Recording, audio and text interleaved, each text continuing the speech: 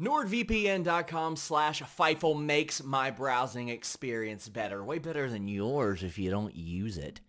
Why? Because I can block online trackers. I can block annoying pop-up ads and malware. I can browse safely, securely, wherever I am, even if I'm right here on all my devices. This laptop, actually this is a desktop. What am I saying? But this laptop right here, this phone right here, that router over there, the TV over there, all with NordVPN.com/Fightful. You can also save on pay-per-views. Maybe you want to check out AEW without commercials. Maybe you miss the old WWE network. Maybe you want to buy a big UFC pay-per-view with an overseas service at a much more affordable rate. NordVPN.com/Fightful not only has you covered, but when you get one of their plans, you're effectively going to save yourself money. And I'm going to save you some more. 4 months free on top of that deal and a 30-day money-back guarantee. NordVPN.com/Fightful. What's up, you guys? Shawn Sapp, Fightful, here with the name you know. Where haven't you seen him? WWE, NXT UK, but now you're going to see him Impact Under Siege May 26th in London, Ontario, as he and Mark Andrews take on ACB, one of the hottest tag teams in the world right now. We got Flash Morgan. Webster, how's it going, man? Hey, man, I'm good. I'm good. I'm really happy to be here as well. Be cool to chat stuff. I actually asked WWE to interview you and Mark, I believe, a few years ago. And at the time, they were like, oh, we're not giving UK talent to domestic outlets and all that. I think it was just their excuse. But now I'm finally making it happen. I don't know if I ever told you that, did I? We never knew about that. That was the know. case. Never got told. I think at that point they thought they could just get away with not giving me interviews, so they were happy to just say whatever they could to do that. But now we're here. We're going to talk about, man, we got a lot of stuff we can talk about because we've never done an interview before. But specifically, yep. I want to jump into the last few years because you have had a wild last few years. We were talking off the air. You said it's been like 2010 since you've been to Canada. And since before COVID, since you've been to this continent, now you're returning. How are you feeling heading into this, which is a big match against one of the hottest teams in wrestling at Under Siege? Yeah, I'm just really excited again. Like, what did Mark say to me the other day? Mark was like, he's like, after, COVID and we wrestled for a long time with no fans as well. And then kind of, all the NXT UK stuff happened. And then I had an injury. He had an injury. And then trying to find our feet again. Mark was like, I feel like a real wrestler again. That's what Mark said to me. I feel like a real wrestler again. He's like, we're gonna go out to long haul flights. We're gonna have a bit of fun. He said we're challenging for the tag team belts on TV as well. He was like, I'm really excited, and I am as well. So yeah, we're looking forward to it. So who reaches out to you to make this a reality? Like, who from Impact is making sure that you guys are coming in? It's all through Mark, really. Again, I think he was at TNA back in the day, has that connection and stuff like that. So I think there was a conversation in regards to coming in. And I think they literally love the idea of me and Mark as a team. And we expected, like, okay, maybe we'll come in and maybe we'll do, some cool little bits and pieces and that'll be it. And maybe I get to take it off the list. Mark gets to come back and show everyone the wrestler he's become over the last couple of years. And then Mark was like, hey, I think that we're going to be challenging for the tag team championships. And I was like, no way. And he was like, yeah, we are. So yeah, that's really cool. It just came from Mark having that connection out there. And I think it was as soon as they knew it was a possibility to have us, they were straight on it. And they liked that idea of us guys going against the champs. And there's a lot of wrestling this weekend. There's a ton. But this match specifically, I'm excited for as much as any because you guys are facing Chris Bay and Ace Austin. And when they got paired together, I was just like, well, of course. They fit together so well. Their personalities play off of one another. You look at them and you're like, they are television stars. You can tell that they are going to succeed together. When you find out that those are the two guys that you're booked against, especially considering the fact that you guys have faced some really great teams, what goes through your mind? Like how do you digest that? Yeah, as you said, we've wrestled some great teams. Everyone's been completely different. You really have to do it case by case, match by match. But the thing that makes this really interesting is we wrestled them 3 weeks ago at 1PW in a ladder match. Yeah, and those guys are legit. Those guys really are. So it was great to be in there with them in that ladder match setting. But there were two other teams, so it'll be great to see what happens when well, is it 2-on-2? Yeah, 2-on-2 comes off, and hey, now there's gold on the line as well. I love it. And as I mentioned, a wild few years for you. I mean, everybody had a wild few years with COVID. That like just threw a wrench into everything. But I mean, you've battled injuries. You've had I don't know if they're contract disputes based on what I've heard, but you passed on contract extensions and the like. You've had a remarkable physical transformation over the last few years as well, looking great in the ring. And then, of course, outside of WWE as well. Starting with around COVID, like how does that approach and that situation affect you directly? Because it affected the entire wrestling world. Yeah. It was just a crazy, crazy time. Like 2019 was every year, like I always set myself goals, and you always think like this year can't be topped. Like when I got to do bowlers, like next year can't be topped, and then I get signed as like next year can't be topped, and then me and Mark become the first ever Welsh champions in WWE history, and we're like, okay, it can't be topped, and then all of a sudden we're on Monday Night Raw wrestling for the Raw Tag Team Championships. It's like, okay, this can't be topped, and then we're at Dusty Classic, like this can't be topped, and it just kept going and going, and we felt like we were on this right track, and it was like, as I said, we had that ladder match at Blackpool Takeover. We had the first Welsh champions in WWE history. We wrestled on Raw for the Raw Tag Team Championships. We had that match-stealing match for the Broserweights in the Dusty Classic that everyone was raving about.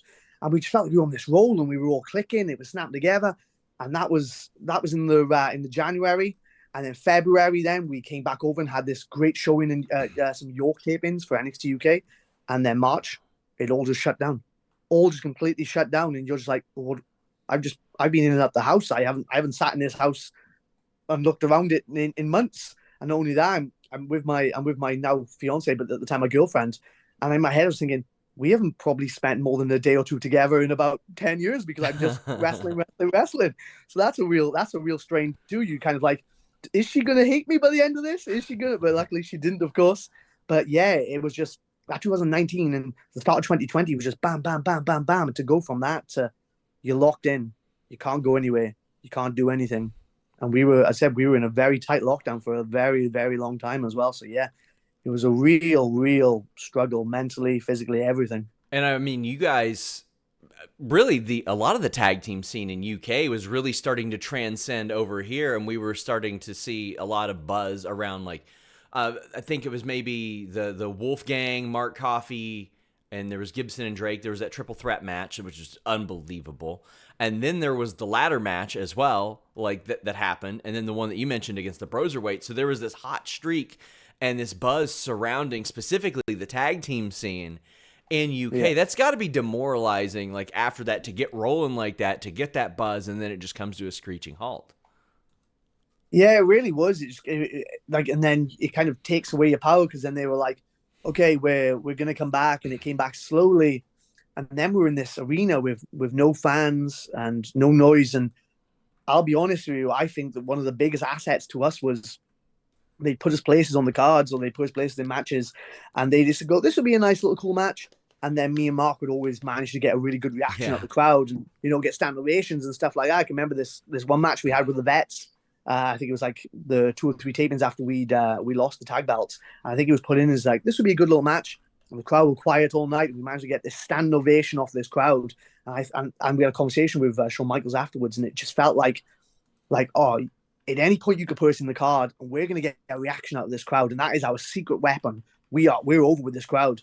And then to be in these quiet studios where you're being put in certain places, and you're being told this is what we want, this is what you want.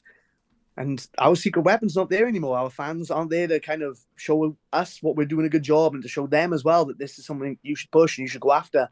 And it was just such a struggle for us to find that balance of what they wanted, what we thought was good wrestling, what came across well on TV. And yeah, kind of that section especially was very, very hard to kind of get used to. And I think that was something that was kind of stopped our momentum completely, if I'm totally honest.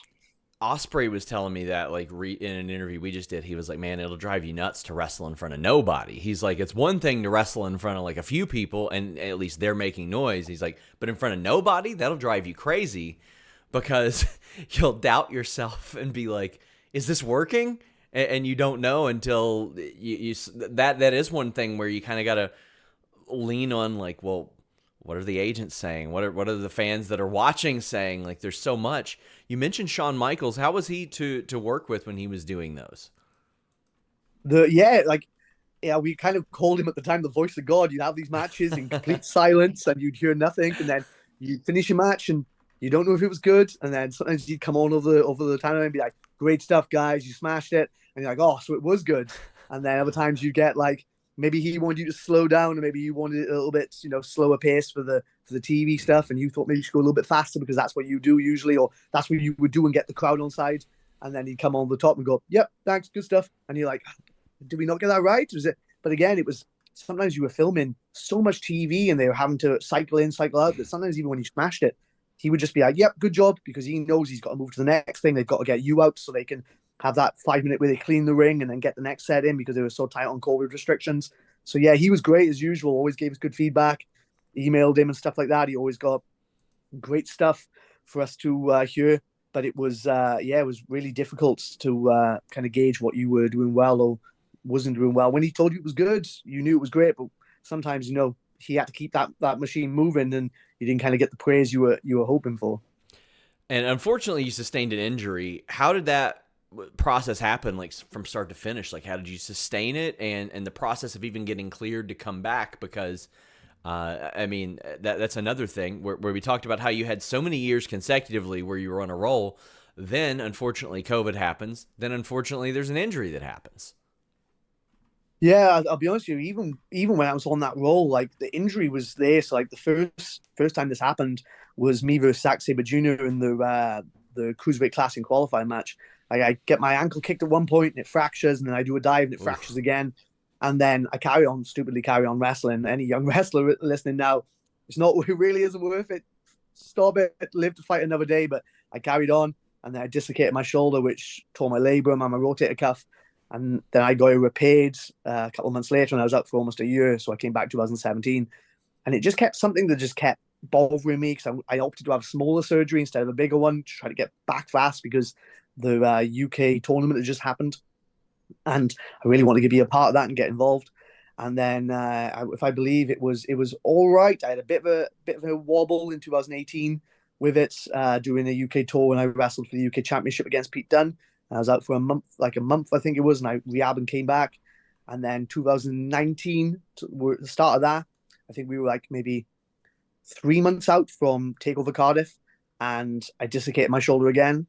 And it was literally, I was on the cusp of them going like, "We might not be able to put you on Takeover Cardiff." And I was like, "No, oh, wow. We are putting me on Takeover Cardiff." They're like, "Shit, you might need surgery." And I was like, they would say, "It's up to you." I was like, "I don't want surgery.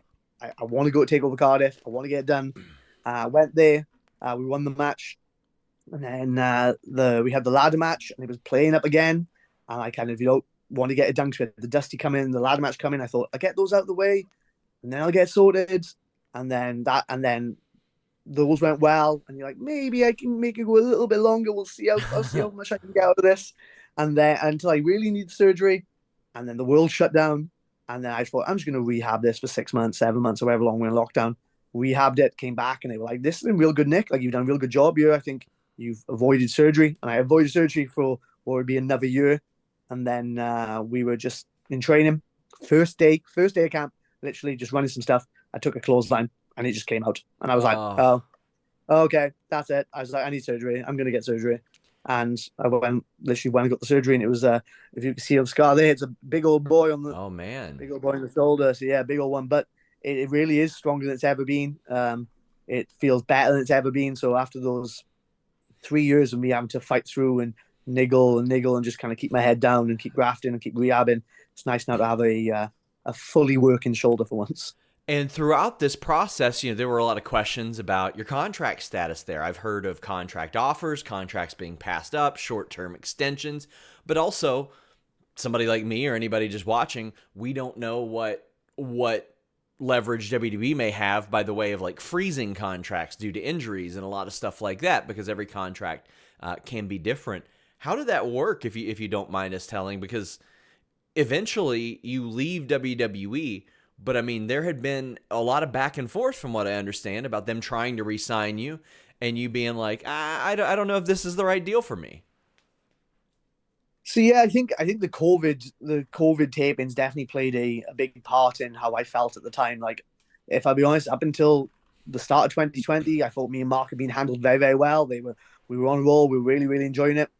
And those COVID tapings, we just really struggled. And then they kind of went to the BT studios, and they before that, I said we did Takeover Cardiff, which had like 5,000 people there, sold out Takeover Ballroom and stuff like that. Takeover Blackpool, which was again 3,000 people there.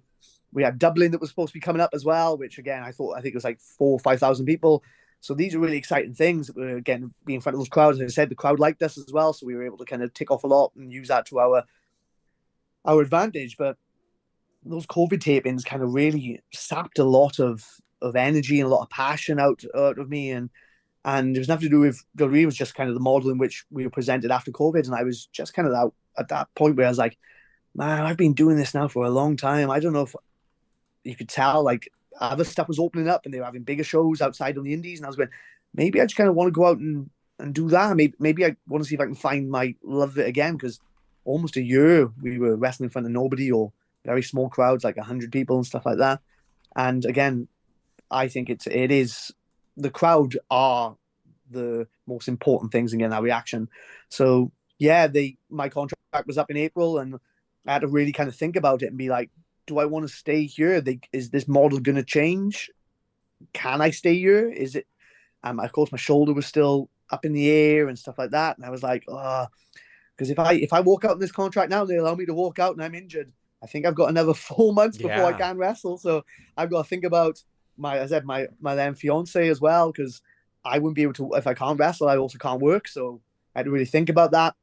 But WWE were good in that sense. I kind of said to him like, I don't know if I want to, and they were like, well, can we? Okay.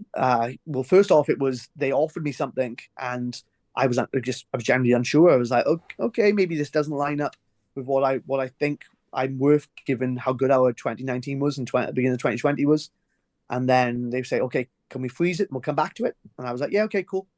And then they froze it, and they were really good. And then they came back and offered me something else, and I just again didn't know whether I wanted it. But I also just again thought like in my head I went, I've got a number of what I want, and it again wasn't near it. And I said, it's not what I want personally. Yeah. And then they went, okay, we'll sign an extension again. We'll have a look. And they came back, and then the third offer was there, and it was something I thought that I could work with. And I'll be honest with you, my thought process on this was, I'll sign this. This is the number that I'm in my head. I think this is a good number for me. This will take care of me and my family and stuff like that. And on top of that, I thought, let's see how this plays out over the next couple of months. With me getting this rehab sorted, but also hopefully we come out the other end of this, and it will be we won't be post COVID. It will be maybe we'll be in front of thousands of people again, and everything will be back to normal. And I thought, well, if it's not, then maybe I can just kind of go, okay, I want my release, and we'll see Sure. what happens from there. I thought again, we'll ask and see what happens. But before I even got that chance, really, Cardiff started coming round, and I was like, Queen's Party Stadium. Oh my God, this is it. This is great. This is great stuff. And then we start hearing rumblings of, hey, like names are being thrown around. This could be great. This could be something we could do. And then NXT UK gets shut down, and they cut us off, and I'm like, oh, great, thanks. So again, that's a monumental decision that obviously affects you. How did that conversation go when the release happened? Because I remember you saying that you were kind of relieved by it because of a lot of this stuff that was going on, and the tumultuous up and down of the brand and your booking and the contract and all that associated with it. Yeah, like I ain't gonna lie, it was absolutely gutting. Like the fact that they had their biggest show in the UK in 30 years, and it was in Mark's hometown, 20 minutes from where I grew up. We learned to wrestle in that city. Like we would have loved to have been on that Of show. course. The fact that Pete Dunne was on it filled our hearts completely, because the Brosewick character was created in a community center Yeah. 20 minutes down the road. So it was like, it was perfect. Like, love the fact he was there and he was doing that. But yeah, just the thought it was like we're fingertip touching. Like I never thought I'd get to the Motor Point, which we won the tag belts in, let alone do the Millennium Stadium, Principality Stadium. But yeah, it was a difficult one. Really was, like, to have it that close and then to have it kind of not just taken away and say, you're not doing it, but then kind of have the rug pull underneath you, and you're like, you're not even part of the company anymore. And then you're a bit like, well, my identity for the last 5-6 years has been a WWE wrestler, but only a WWE wrestler, one of the few Welsh signed WWE wrestlers. So yeah, it was tough. That week was tough. And I know I speak for Mark and Eddie Dennis and Wild Boar. We all found that week very tough, considering the biggest show to ever happen in Wales was also happening the same week that we got released. And it's funny you mentioned Pete Dunne, and we talked about your contract status and how on top of it they were. I think some of that is because of Pete Dunne and Adam Cole, because I don't know if you remember, but like 6 or 7 months before that, they forgot that their deals were lapsing, and Pete Dunne and Adam Cole were working without contracts for a brief period. And fortunately, they got Pete Dunne re-signed. Adam Cole ended up doing his short-term thing and then moving on to AEW. But I feel like after that, they were like, yeah, we better go over every single contract that we have with a fine-tooth comb. And that's probably why they were so on you about that, because they didn't want another situation like that where maybe your deal lapsed and all of a sudden you stroll right into Impact or AEW or something like that, and you're on TV 1 week after being on NXT UK. But it's wild how the chain reaction of that goes. And I mean, obviously now you guys are doing great. You guys are being booked in some incredible matches. You mentioned the ladder match, where I believe you all team with Wentz as well. But NXT UK is on a bit of a hiatus, and there's word that NXT Europe is going to come back and all that stuff. Have you heard many like rumblings or anything about that from people that you work with?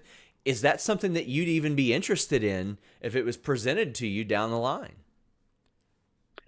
I haven't heard much about it, to be honest. I don't even know if it's going to be in the same vein as what NXT UK was. Like, from what we've heard and said, that it looks like if it is going to become something, then it might be that they start picking up Commonwealth athletes and Olympians and all this other stuff. And who knows what that, if that's what they do and they pick them up, and then it becomes a case of them going, okay, now we need some experienced hands to come in and teach them and stuff like that.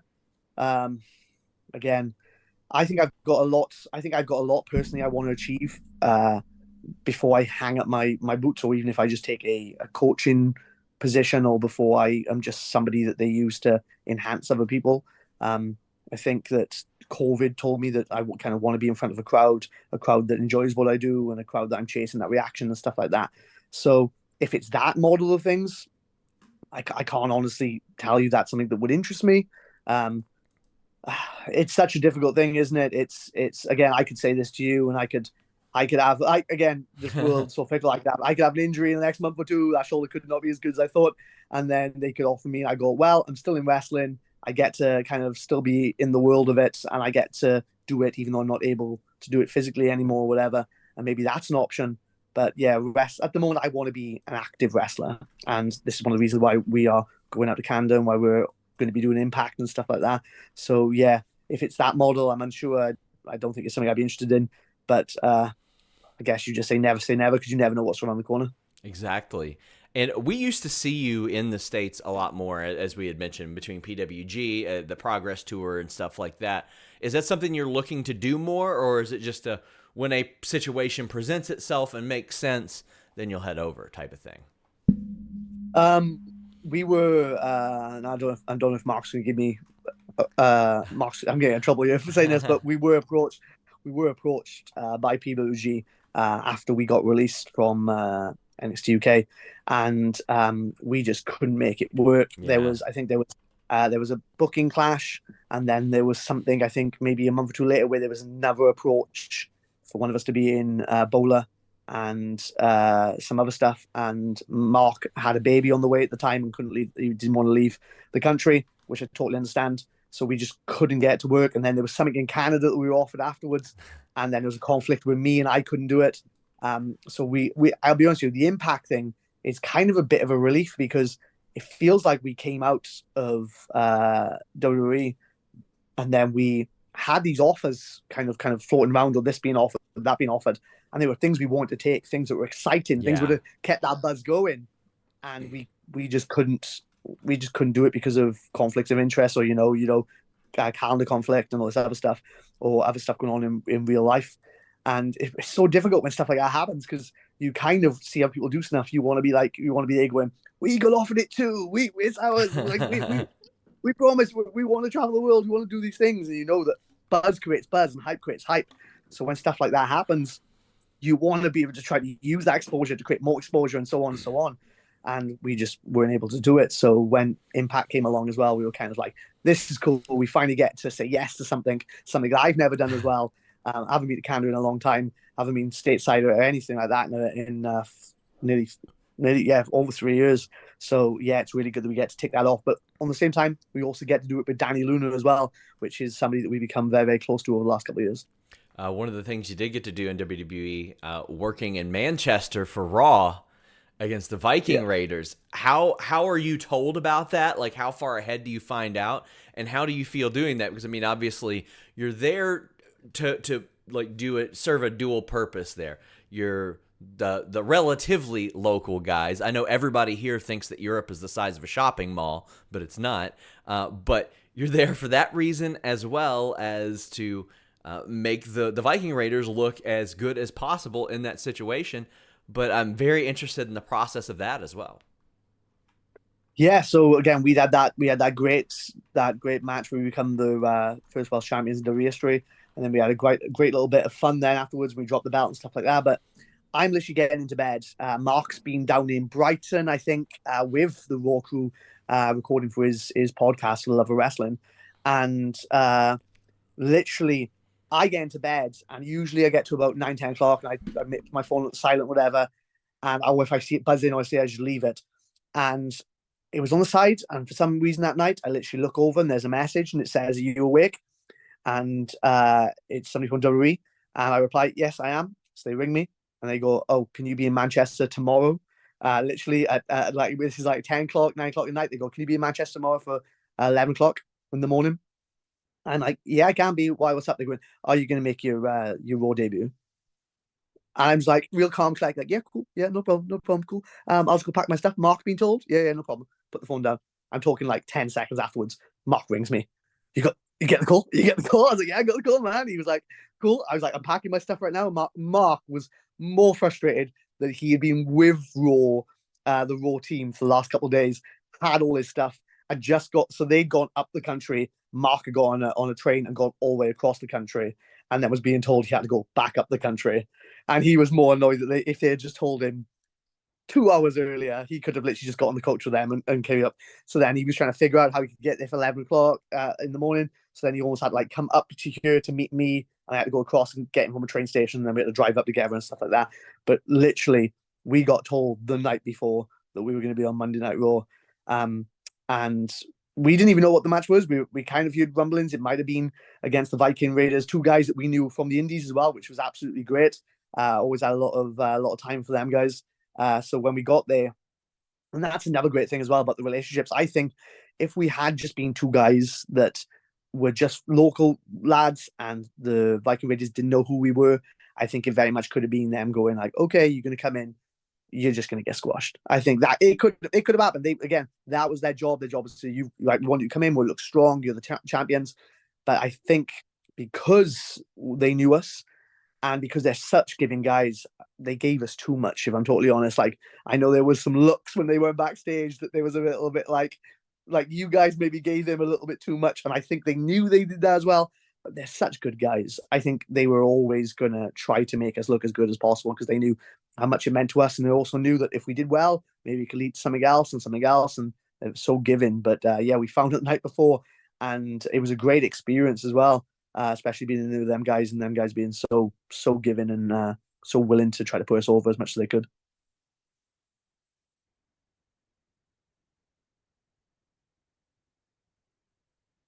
Sean, I can't hear you at all. That happens when I mute my mic. Yeah, no problem at all. That happens I can hear you now. occasionally. that happened right smack dab in the middle of like that ladder match between the tag title run, between the Broserweights match. Like all this is sandwiched in like 6 months there as well. Like what an insane series of events there. As we said, to go from that as well, like I said, we went from that to like the run of our lives to then the whole world shutting down, and then going, okay, just go sit in your house for 6 months, and usually they went, okay, Oh my gosh. and when we come back and there's no fans, we're in a studio and it's silent and it's quiet, and it's just kind of the whole world changed. So what are you looking forward to for the rest of your 2023? I mean, again, part of your 2022, you were sidelined. You know, it was a wild chain of events. How do you want to see the rest of your 2023 play out? I mean, obviously this Impact match, everybody's expecting it to be a banger, but even beyond that. Like, I feel, especially given, I think I've gone on record as well on Twitter and other things to say that, like, for me, after COVID, and having that time where we were in front of nobody and we were under scrutiny and didn't know what was right and what was wrong, and I didn't know how I felt about wrestling. For me, I just really want to enjoy wrestling. That's what I want. So people have been asking me, like, oh, how are you feeling about this match? Like, for Impact, what are you thinking about it? And I just want to enjoy it. It says Mark. I really just want to go out there. I want to enjoy the experience of getting on an international flight again with Mark and with Danny, going to a country I haven't been to in a while, seeing some sites I haven't seen, and then having some banger matches and just enjoying the process. I really want to just do that, enjoy the process. I'd be lying if I said that I don't hope that PWG comes back around again. Sure. I know that they can be very much like, here's your shots, here's your slots, and then if it doesn't line up, sometimes they just keep on moving. And I understand he's done that to a lot of people, and I get it. That's how he works. But hopefully we can get that lined up and we can do that. But yeah, for me, it's just about enjoying it, and if that means being in front of bigger crowds and better crowds and crowds who just want to see us do our things, then that's great. I'd love to tick off some more countries. I'm currently on 19. I'd love to tick off 20. I haven't done 20 yet. I'm hoping I can do that at some point. But yeah, for me, it's see a bit of the world, see it with my friends, and just have as much fun as I possibly can. And hopefully that leads to more experiences and bigger crowds. And as we wrap up, it looks like in a few months, one of those teams you all could be facing might be the Grizzled Young Vets. They've been pretty public that they've asked for their releases, and they're like, you know what, we didn't get them, but in October, we'll be out there on the market. They've made it pretty abundantly clear. What did you think of when you saw that? Because you all have got a lot of experience with those guys. Yeah, I have, and I'll be honest with you, even before WWE, there's like, I had a big rivalry with Gibson in Progress, Natural Progression Series. I had a big rivalry with James Drake down in Pro Wrestling Chaos as well. So before they even became a team, before me and Mark became a team and that happened, like, I had a lot of history with them. I'm not going to say I'm shocked. They've always been guys that walk to the beat of their own drum. They always find ways to get themselves over, and they always do what they want, really, and what they feel they need to, and they always better themselves. So kind of looking at what they're doing now, and I think the fact that they have never held those NXT belts, the fact they haven't been called up after all these years, I just think is I do think it's a travesty. I think Gibson was one of the hottest heels, not just in the UK, but in the world. And I believe they're one of the best teams in the world as well. I really do. And the fact they've never held those NXT belts, the fact they haven't had a call up. And if I'm totally honest, the fact they're in that faction and the mouthpiece is not Zach Gibson. That man's one of the best talkers in the world. He is. Yeah, he's a heat machine. And I just think maybe they've just looked at it and gone, well, there's other options out there. We're both still young. Let's get out there and let's try to see what we can achieve over the next couple of years and tick off some stuff, I think. So I'm not saying I knew it was happening. Of course, but everyone was a bit like, oh, they are going to bet on themselves. But then when you think about it, you are like, of course they're going to bet on themselves. Yeah. And why shouldn't they? I believe they're one of the best teams in the world. And I mean, the UK is seeing some major events pop up over there. WWE's doing Money in the Bank, but AEW all in for, like, I think they've sold 65,000 tickets already. When you see that, and you've been a part of a UK brand, how does that make you feel? Like Like, is it all positive emotions? Is it conflicting emotions? Like, I want to be a part of that. What goes through your mind? Anyone who comes on you who's a British wrestler and tells you, oh no, don't be a part of it, they're lying through their teeth. It's not only looking like it's set to be one of the biggest shows in the history of Europe. Like, I think they was something like 15,000 away from it being the biggest wrestling event in Europe ever, but also like bought tickets as well. Bought tickets, it's more than some of WrestleManias. Like, that is legit. And if you look at the bought numbers for WrestleMania and where they are, like, they're up there with those numbers. So anyone who's a wrestler, let alone a British wrestler, a wrestler telling you they wouldn't want to be in front of that crowd is absolute lying. But yeah, to see that and to see how hungry the British fans are for this product, it does of course make me go like, you had a product. You had a British product that was full of what some people considered some of the best wrestlers in the world. They had Walter, they had Ilya, they had Pete Dunne, they had British Strong Style, right? They had so many, they're Grizzly and veterans. And I thought to myself, you had this roster of so many good people. And if, like, how does it end up just kind of trickling off and end up closing? Why wasn't it in front of stadiums? Why wasn't it selling out 10,000 arenas? Why wasn't that marketed in such a way? And you, of course, you do look at it and go, you had all those tools. You had a hungry fan base. Like, they could have, like, it was theirs for the taking. They could have took it. I mean, and not even that. Rhea Ripley, Tony Storm, Mako Satomura, Kaylee Ray, they were there. Of course, they were there. Like 100%, like absolutely. The women's division was the cream of the crop when it comes to how many people have gone on to do absolutely incredible things.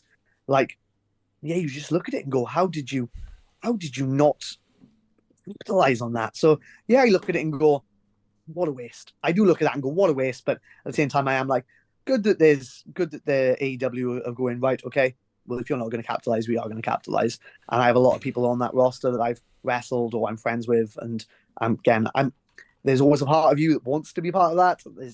That's what we get into it for. We want that. But also a part of me that's really happy and proud of seeing my friends succeed. Yeah, as of now, I think they have passed combined the highest paid WCW, ECW, and TNA attendance, which is insane. And there's a chance they could add ROH into that, but they had that super card at Madison Square Garden that kind of makes that a little bit tougher to do. But it's incredible. I'm going to London twice this year. I ain't never been, so heading over there twice. Very excited for that. But I'm excited for Under Siege this weekend. Yourself, Mark Andrews against ACB, a couple of the best teams in the world. Before we hop off here, tell the people where they can follow you on social media, where they can support you, and anything else that you want them to check out. Yeah, so social media, I'm Flash_Morgan on Twitter. I'm at Flash Morgan Webster on Instagram. If you search Flash Morgan Webster on Facebook, you'll find me on there. As for supporting, we have I know a lot of people have been asking about the subculture t-shirts and stuff like that. They'll be up on Pro Wrestling Tees from tonight. So yeah, go and grab some there. We don't do international shipping at the moment from our own stores. So we are setting that up through Pro Wrestling Tees. So anyone who's in Canada or America and they want to try to get some t-shirts ready for this weekend, then that's the way to go. And outside of that, really, the only other thing I'd say is myself and Walbo, when we were in 2019, there was a company down here called Pro Wrestling Chaos, which were very good to us and helped us out when we were coming up, and they were going to close their doors in 2019. And me and Walbo stepped in and purchased the company. And I think we've done 15 shows so far since coming back over the last year. Sold out 13 of those 15 shows. We haven't been on those shows either. They're just in place for young wrestlers that are hungry for it and are absolutely smashing it as well. So if anyone wants to go support some young up and coming British wrestlers and see some of the stars of tomorrow, go check out Pro Wrestling Chaos as well. Guys, make sure you check out Under Siege. Myself and Flash Morgan Webster, we're going to have to do this again because there's a whole series of things well before COVID that we did not cover. And I feel like there are multiple conversations that we can have about your career, both before then and several of the things since then. But I want to thank you so much for taking the time. Thanks, man. We appreciate it. And hey, let's get back on you, and hopefully I'll have the Impact Wrestling Tag Team Championships on my shoulder I Next time we hope chat. so. I hope so. Guys, until next time, we're out.